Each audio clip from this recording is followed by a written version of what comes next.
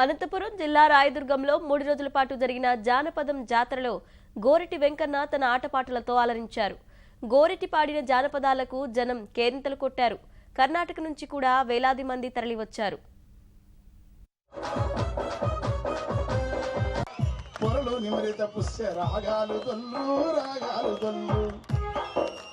బంగారు గనులున్న ఘనమైన నేల ఈ సీమ.